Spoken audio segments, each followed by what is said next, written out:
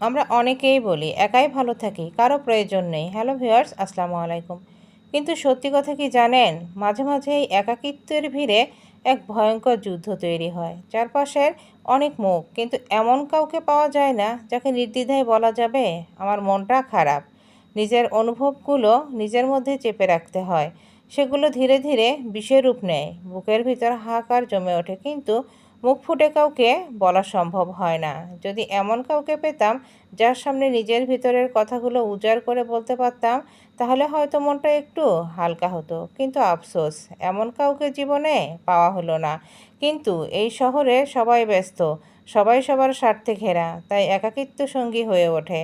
আর একা থাকা মানেই শান্তি না, একা থাকা মানেই প্রতিদিন নিজের সাথে যুদ্ধ করা।